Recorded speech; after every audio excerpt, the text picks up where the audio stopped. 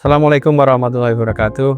Bapak Ibu sekalian, kita ketemu lagi dalam pembicaraan soal Good Corporate Governance. Kita akan bicara soal tata kelola terintegrasi. Jadi di hari-hari terakhir ini dunia bisnis di tanah air juga diramaikan dengan pembicaraan terkait dengan pendirian dan beroperasinya Badan Pengelola Investasi Daya Anak Kata Nusantara atau BPI Danantara, yang dimana lembaga ini menjadi begitu penting di dunia bisnis tanah air karena diyakini akan menjadi game changer untuk banyak aspek kehidupan. Penguasaan kapitalnya begitu besar, yaitu menguasai aset berupa saham di seluruh BUMN yang bernilai lebih dari 16.000 triliun rupiah. Dengan volume bisnis yang begitu besar, maka setiap kebijakan yang diambil sudah pasti akan dapat mempengaruhi perekonomian nasional. BPI Danantara dibentuk melalui Undang-Undang Nomor 1 Tahun 2025 tentang perubahan ketiga atas Undang-Undang Nomor 19 Tahun 2003 tentang Badan Usaha Milik Negara. Dalam undang-undang tersebut secara eksplisit diatur landasan hukum Danantara dalam bab 1C tentang Badan Pengelola Investasi. Secara lebih detail, keberadaan BPI Danantara kemudian diatur dalam PP Nomor 10 Tahun 2025 tentang organisasi dan tata kelola Badan Pengelola Investasi Daya Anak Kata Nusantara. Keberadaan Danantara ini syarat dengan berbagai aturan dan problematika integrasi organisasi, lebih tepatnya tentang tata kelola integrasi. Kompleksitas tata kelola akan muncul mengingat Danantara menjadi pemegang saham mayoritas seri B dari semua BUMN melalui PT Biro Klasifikasi Indonesia. Sedangkan Kementerian BUMN sebagai pemegang saham seri A, dan aspek tata kelola lebih lanjut terkait dengan hubungan Danantara dan BKI dan BUMN dan Kementerian BUMN akan kita bahas di kesempatan berikutnya. Kesempatan kali ini kita akan mengajak pemirsa untuk membahas terkait tata kelola terintegrasi atau TKT yang secara umum yang saat ini sedang menjadi isu hangat di BUMN dan perusahaan grup atau konglomerasi di Indonesia. Hal ini penting untuk dibahas karena praktik perusahaan konglomerasi sangat lazim dilakukan oleh banyak perusahaan di Indonesia, baik di swasta, BUMN maupun BUMD. Salah satu hal yang juga dapat menjadi pemicu kompleksitas pembahasan praktik induk dan anak perusahaan adalah belum adanya peraturan perundang-undangan yang menjadi payung untuk mengatur hal ini. Di Undang-Undang Nomor 40 Tahun 2007 tentang perseroan terbatas, tidak ada aturan yang tegas terkait dengan hubungan antara induk dan anak perusahaan yang dapat menjadi rujukan. Namun demikian, untuk membahas istilah tata kelola terintegrasi atau dalam bahasa bakunya adalah governance terintegrasi, dapat merujuk pada 3 dokumen sebagai landasan konseptual dan kebijakan terkait tata kelola terintegrasi. Pertama adalah Peraturan Otoritas Jasa Keuangan Nomor 18 POJK 03 Tahun 2014 tentang penerapan tata kelola terintegrasi bagi konglomerasi keuangan. Peraturan OJK ini menjadi aturan pertama yang mengatur bisnis grup, khususnya di sektor bisnis jasa keuangan. Secara substansi, peraturan ini lebih banyak mengatur terkait kelengkapan struktur yang dipersyaratkan untuk menjalankan tata kelola terintegrasi. Kelengkapan struktur yang diatur dalam POJK tersebut diantaranya adalah direksi dan komisaris, investasi induk atau internal utama, komite TKT, internal audit terintegrasi, manajemen risiko terintegrasi, dan seterusnya. Beberapa organ tersebut secara eksplisit diwajibkan keberadaannya untuk kemudian menjalankan tata kelola terintegrasi, baik dengan membuat aturan maupun menjalankan praktik tata kelola di induk dan anak perusahaan. Meskipun masih tergolong sederhana, peraturan ini telah memberikan awareness terkait pentingnya TKT.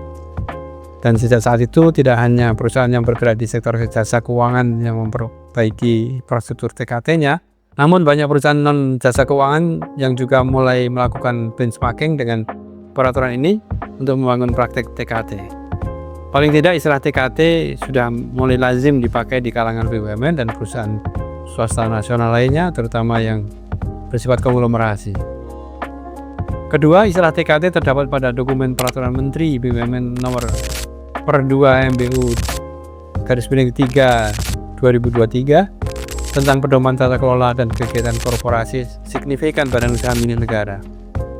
Peraturan Menteri ini mengatur infrastruktur TKT secara lebih lengkap dan diantaranya berisi tentang prinsip tata kelola BUMN, penerapan manajemen risiko pada BUMN, penilaian tingkat kesehatan BUMN, perencanaan strategis BUMN, pedoman kegiatan korporasi signifikan di BUMN, penyelenggaraan TI, dan pelaporan. Terkait TKT sendiri, peraturan ini mewajibkan direksi untuk menjalankan TKT dengan membuat kebijakan TKT dan mengharmoniskan dengan anak perusahaan. Pengelolaan manajemen risiko juga dilakukan secara terintegrasi antara induk dan anak perusahaan. Dewan Komisaris atau Dewan Pengawas dalam hal ini bertugas melakukan pengawasan TKT, dan secara khusus terdapat ketentuan mengenai komite TKT yang membantu dalam melakukan pengawasan TKT. Ketiga adalah istilah Integrated Governance atau TKT terdapat pada dokumen ISO 37000 tentang Governance of Organization. Hal mendasar mengenai tata kelola terintegrasi menurut ISO 37000 adalah bahwa tata kelola dilakukan di seluruh organisasi oleh kelompok governance, termasuk pemangku kepentingan, dewan governansi, manajer, fungsi internal organisasi lainnya, dan sebagainya. Jadi ada pihak internal dan eksternal yang terlibat dalam pelaksanaan governance ini. Dalam peraturan atau pembahasan integrated governance, ISO 37000 melakukan pendekatan berbeda yang lebih komprehensif. Di dalam membahas berbagai hal, diantaranya adalah tata kelola pendelegasian, tata kelola dikaitkan dengan manajerial perusahaan, tata kelola keberlanjutan, dan keterkaitan dengan stakeholder. ISO juga mengeluarkan ISO 37004 terkait dengan governance maturity model. Ini dilakukan untuk melakukan assessment atau mengukur kematangan governance.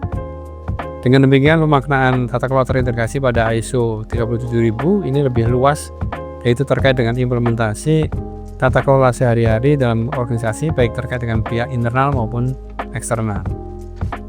Dengan masuknya pembahasan tata kelola keberlanjutan dan hubungan dengan stakeholder dalam integrated governance ini, maka persoalan TKT tidak hanya mengenai hubungan induk dan anak, namun juga menyangkut bagaimana organisasi memastikan keberlangsungan hidup atau operasi dalam jangka panjang bersama seluruh stakeholder.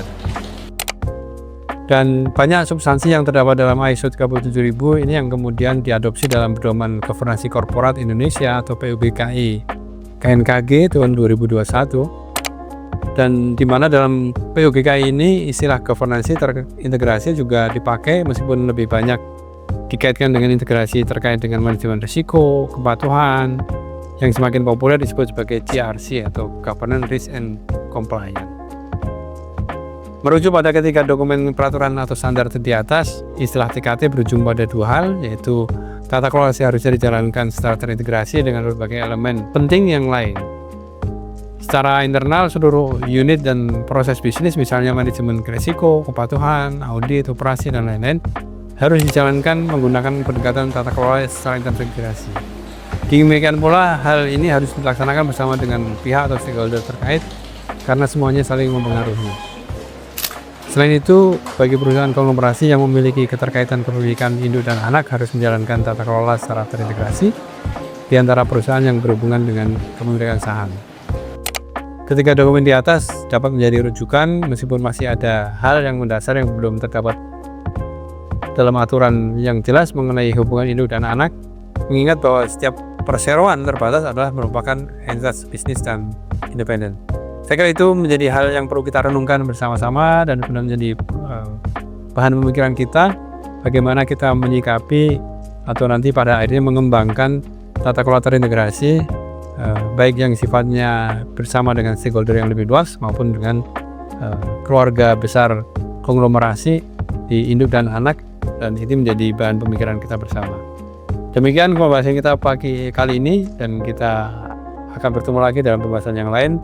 Assalamualaikum warahmatullahi wabarakatuh.